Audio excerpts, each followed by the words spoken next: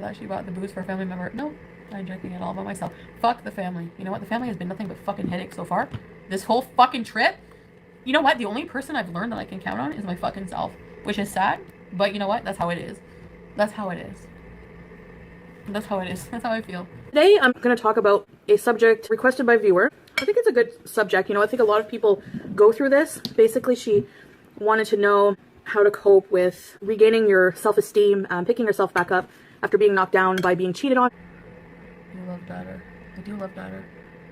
I don't know why, but I can't turn it off. I don't know why, Brie. I do love him. Because you know why? Because I'm fucked. I'd be confident in saying that the majority of people experience betrayal, especially from a lover at some point in their life. You know what it's like you won't. You don't know. And you judge me anyway. How can you love him? How can you love him? I don't know. But I do. I gotta say I've been lucky. I've been in long relationships for like the past 13, 14 years. So it's been a while since I've experienced this, but when I was younger and I didn't have much of self-esteem, I dated, you know, a guy. I talked about him in one of my videos. He was a jerk. I met him because he used to just roam around talking to people. He was like preying on people at this party my friend was having. She used to live downstairs from him. Yeah, khaki shorts on, sandals, no shirt, very ripped. He had big muscles, nice muscle structure, you know? Tanned, nice skin tone. I thought he was very good looking for his age. He looked to be in his maybe 40s, late 30s, 40s. Turns out he was 38. Really dark hair, blue eyes. And the minute I got there, our eyes locked. You know when that happens and he looks at you and he has those like fuck me eyes, like he wants to eat you up. I had an intense instant sexual attraction to this guy.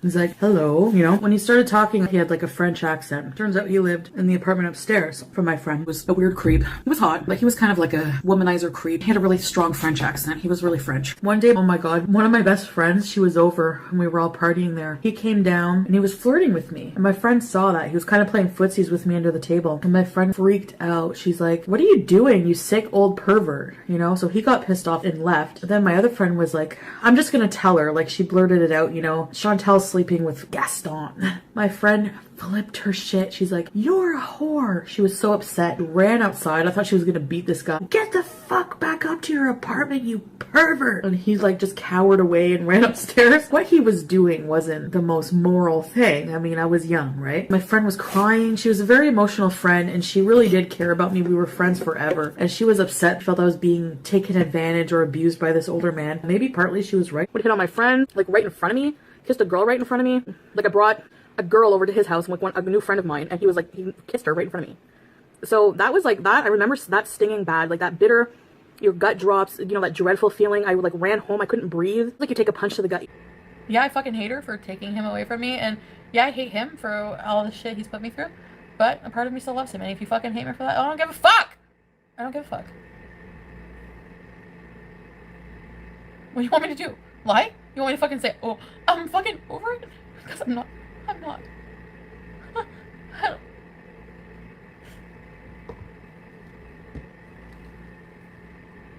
Oh.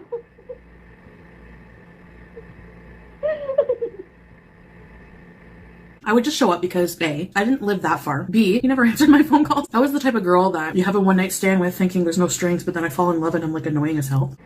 But the thing is, I'm not super like obsessed with him anymore, like the way I was, which is good. This went on and on for a few years, off and on, usually in the summer. But I think it's very calm. I think it's like we're all human and we make mistakes, you know? So I think one of the things is not to harvest that bitterness in yourself. Alcohol, I hate. This is why I hate alcohol. I don't have this problem when I do edibles. I haven't even been properly drunk since I've been in Cuba. And I didn't need to be. But you know what? Going back to my fucking life, this is what it's like. This is what it's like to go back to my normal life. It's so lonely. I can't explain it. It's so lonely. It's so lonely because nobody understands you. And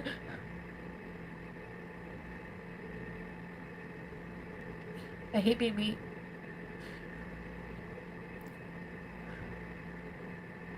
No, I'm not rats. I'm not unique.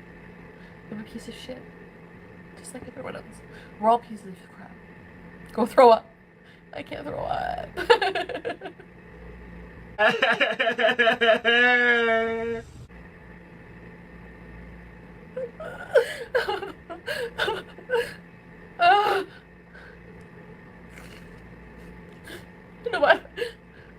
No matter where I am in the world, no matter what fucking hotel I'm in, and no matter where I am.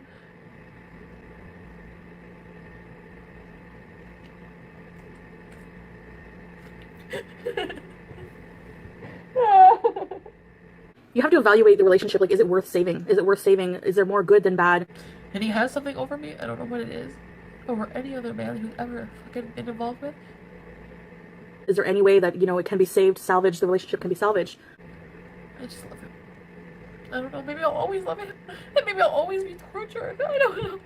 Maybe I'll always be tortured. You can say you don't want to love somebody. But if you do, you can't help it. You can't help it. How can you help it? I try to forget him and fuck someone else. I've been fucking someone else for the past 4 nights. And I can't forget him.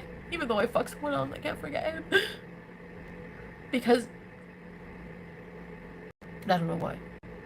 I don't know why. And that's what drives me crazy. Is I don't have control over my own emotions for someone. It's really hard because once you don't trust somebody, it's, you know. Last year I put you through like matter bullshit. I wish you understood how much I love him. Why? Why do I love him? Why can't I forget him? Why? It sucks. It sucks so bad. It sucks so bad. It sucks so bad to love somebody who doesn't love you back. It sucks so bad to love somebody who doesn't love you back. It sucks. It sucks. It was so hard.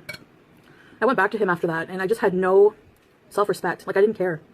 I was so in love with him that I just didn't care if he abused me. I didn't care about myself.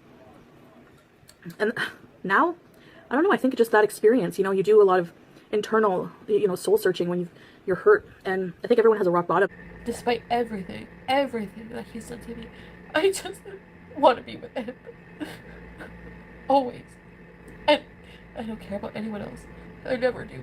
I don't care. I fuck Renee every day here, and I don't care about him at all. We were friends until you asked me to spend the night. Something about electric guitars. All I think about is him. I don't know why. And I can't make sense of it.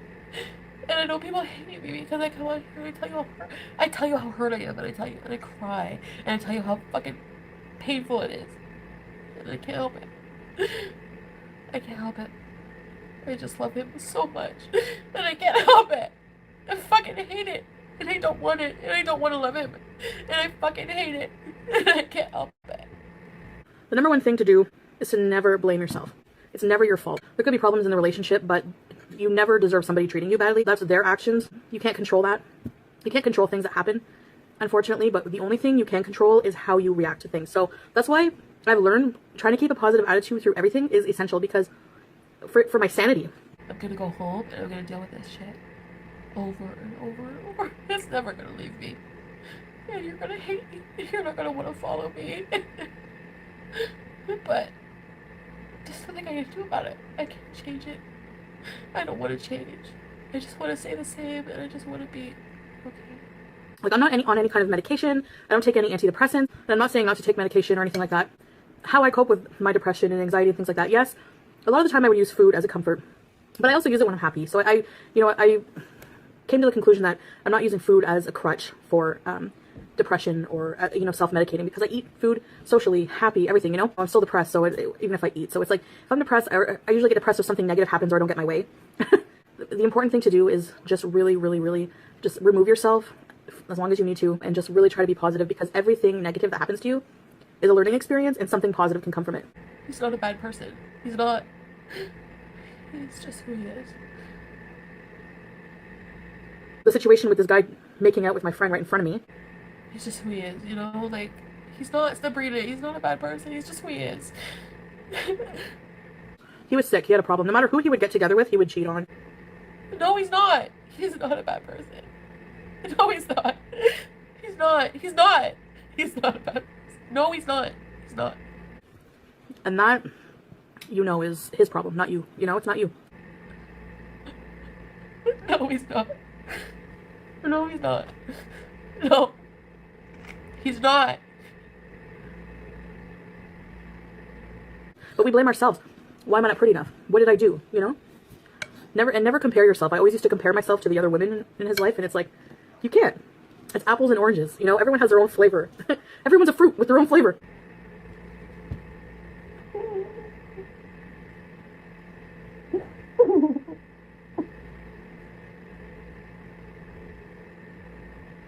You are good enough. You are different. Never compare. So the good thing that came out of this being cheated on was that I've learned what I don't want in a relationship. From then on, I've had, knock on wood, good boyfriends. But it could happen. Something could go wrong. And, you know, you can't sit there living in fear, thinking, I'm too afraid to do something. Oh my God, because this could happen. Because, yeah, anything can happen. Well, you can't control that. You can't control what can happen. What you can control is how you react to it. That's what you need to focus on. And just really repeat that to yourself. You know, it becomes easier. I'm not a person who likes to dwell on things negative.